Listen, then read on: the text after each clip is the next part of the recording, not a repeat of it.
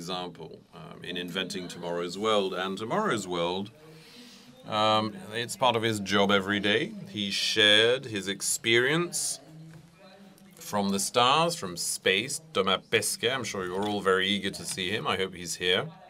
I think I can see him there.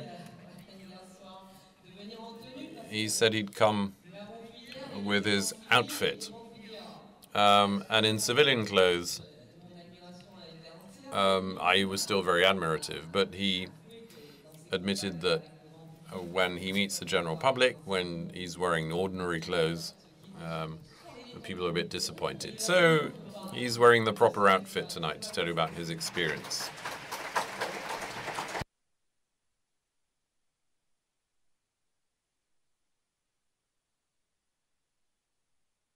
Good evening, welcome, and you're also with Blaise Mao, who also deserves a round of applause, although he's hiding from Le Magazine du Futur. Good evening, everyone.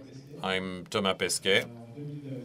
In 2017, I was fortunate enough to spend 196 days in the ISS.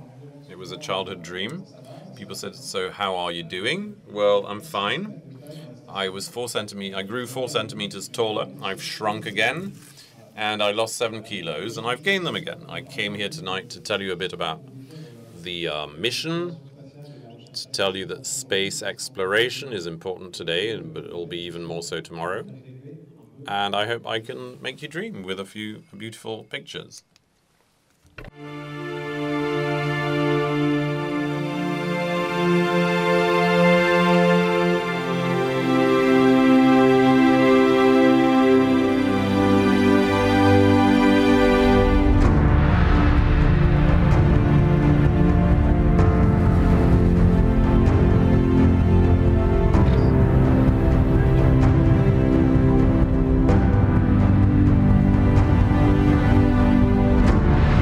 Here you're getting a really good view from Thomas Pesquet.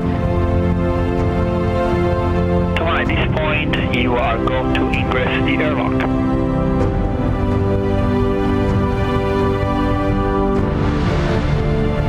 All of the primary tasks have been completed.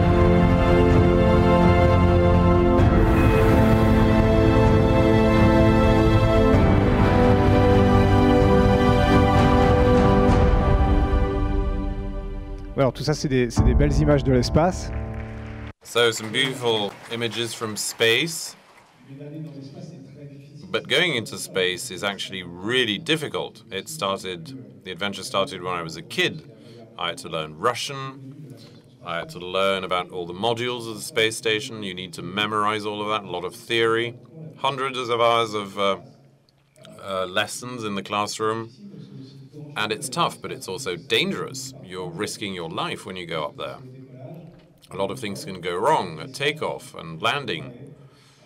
You need to be prepared. You need to train. And that's why we put ourselves in rather extreme conditions, in speleology, in potholing, to find out our limits, to know who our partners are in the cold of Russian winter, in potholing or in the water. We need to go to push the limits, to study, to be ready to go to the space station. We're in caves, we're underwater in Florida. We did everything we could to test our limits. We also found weightlessness with a parabolic flight. It's actually the first time that Europe selected a class of European astronauts, not individual champions. So it's a lovely European partnership that works really well. So it's an international program. Before I went to space, I had already been around the world 2 or 3 times just for training. And then I had to be a doctor too. You need to be an engineer or a mechanic, a plumber, a handyman, and a deep-sea diver when you're training in the pool, where you're working with this spacesuit that weighs several hundred kilos. It's like an armor for the upper body, and when you shake someone's, every time you want to clench your fist, it's like crushing a tennis ball. You're in the centrifugal machine for the acceleration and deceleration of takeoff and landing. Yeah, you also have to be a pilot, because to access the space station, you're in the Russian Soyuz, and you need to fly it a little bit like a plane. It takes hundreds of hours of simulators to face problems such as a fire in such a confined space. So after 7 years of this intense training, I started my mission called Proxima. It's the name of a star, but also the proximity I wanted to have with the general public. So we took off from the Baikonur spaceport, and my family was there in the freezing night of November. Had to fly off to space. These are, of course, unforgettable memories and sensations that I will never forget. 8 minutes of acceleration, and then 2 days in the confined volume of Soyuz. It's about the size of Fiat 500, and then opening the airlock door, to meet up with my friends. This is the crew here, an international crew, as I said, cooperation between American astronauts, Russian cosmonauts, a Frenchman, it could have been an Italian or a German, a Canadian, a Japanese, and we decided to work on research projects together in the space station. It's a research lab. We conduct experiments that are impossible to conduct on France because we're doing that in weightless conditions. Here we're working with a automatic positioning system that will be used for satellites to clean up the space debris, which are a great threat for us, and which were created by men. And I saw the activity of humans. I took pictures of it. Unfortunately, you can see signs of climate change. You can see the ice melting. You can see deforestation, the pollution in cities. And I wanted to testify about those. So 2 hours of workout in the station, 496 days to keep fit. And the space station, it's a very new thing, is now a platform to access space. What you can see here, working with a launcher of nano satellites, which are these cubes, the size of a Rubik's Cube, or perhaps just a little larger, which are autonomous and designed, because they're very low cost, by small startups or even universities.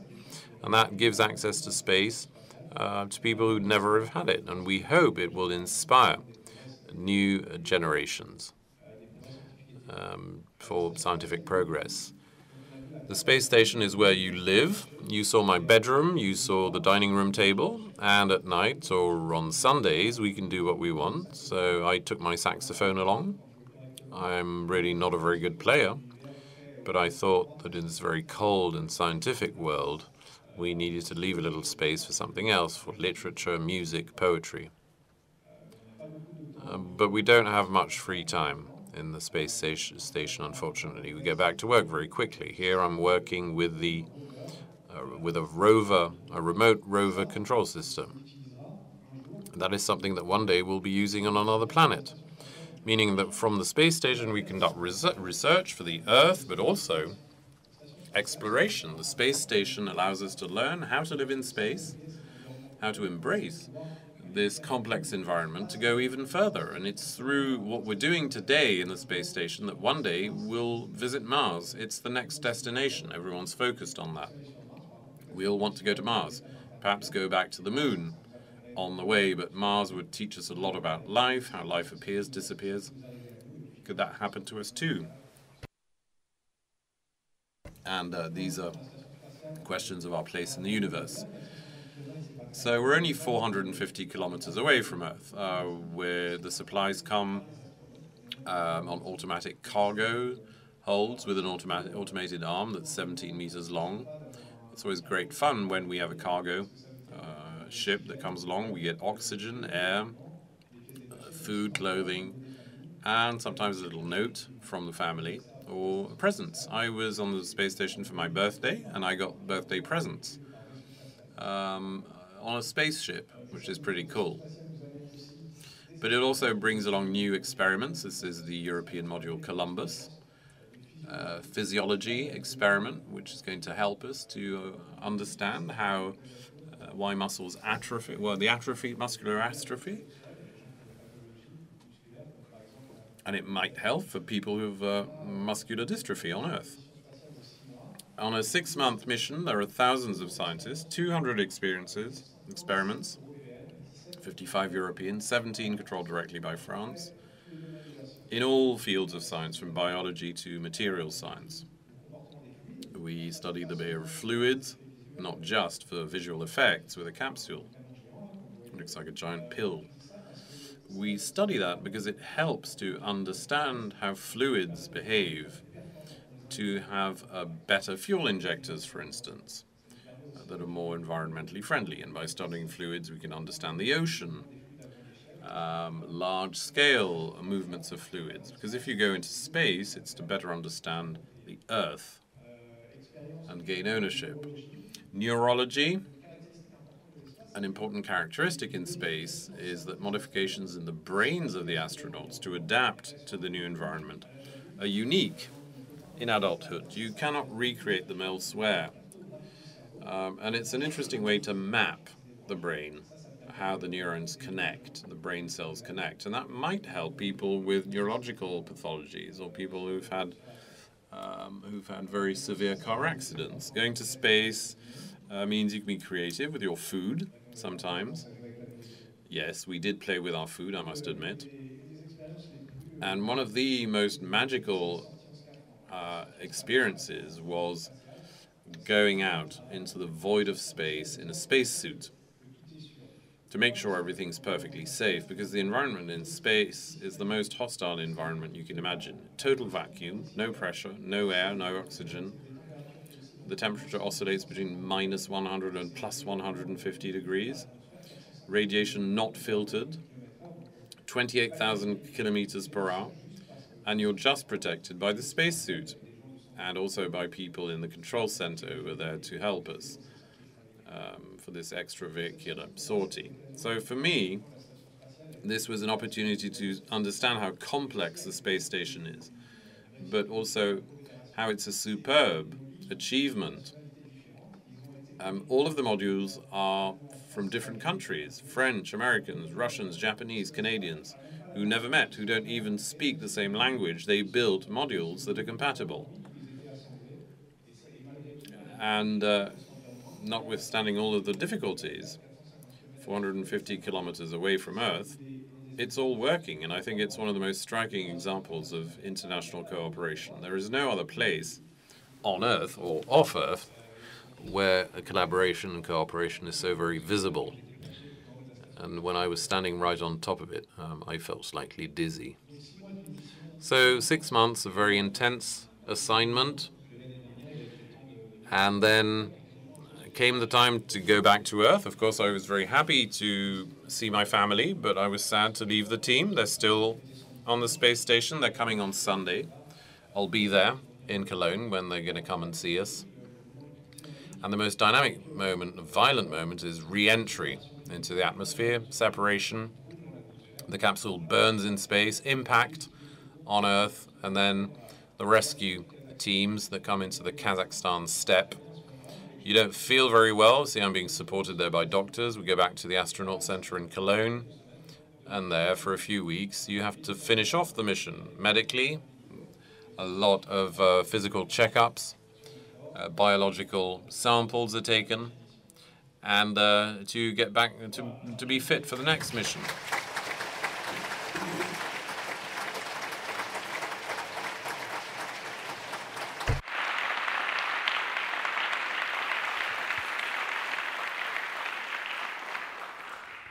Moi, je voulais vous dire que So what I wanted to say, this was the dream of a child. It took 20 years to come true. And the reason why it did come true, if I was able to go to space last year, is because 20 years ago, people were visionaries and optimists, and they said, all over the world, why don't we build a space station? What does that mean? Big projects don't emerge in a day. You need to persevere. And I think we have a duty to create the dreams of tomorrow, saving the planet or going to Mars. And that is what I am going to be working on in the coming months and years. And I would like to encourage you to find something exciting, something that goes beyond you, and see you 20 years from now, and I'm sure that you will have changed the world a little bit.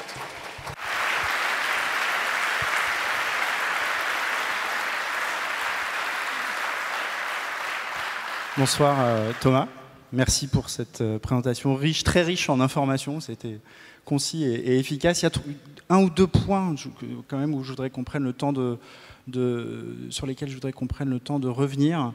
Il y avait cette phrase que disait il y a à peine un mois. Thank you for this brilliant presentation, Thomas.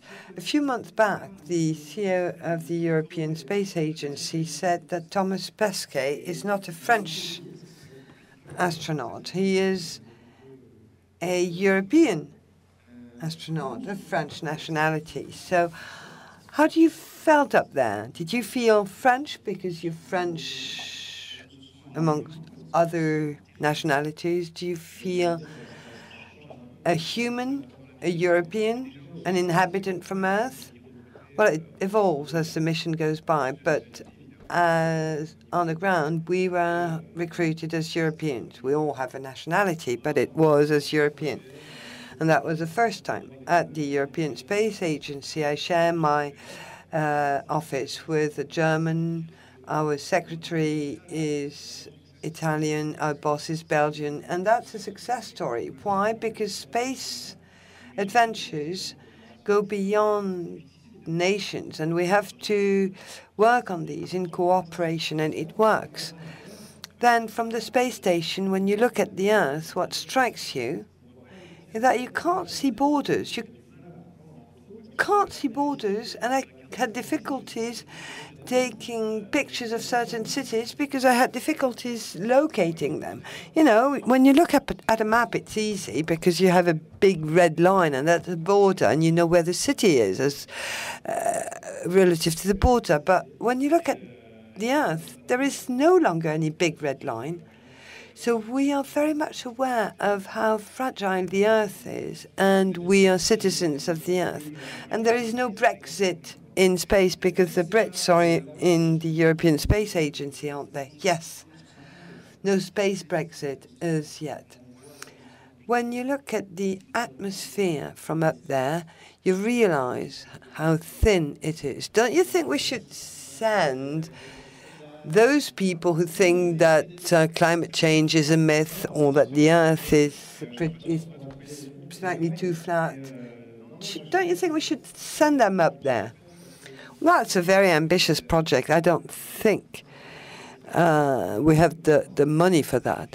You know, when you listen to people, they tell you, well, you know, they're telling you the Earth is round, but actually it's not, it's flat. And I'm thinking, okay, I went up there. I know it's round.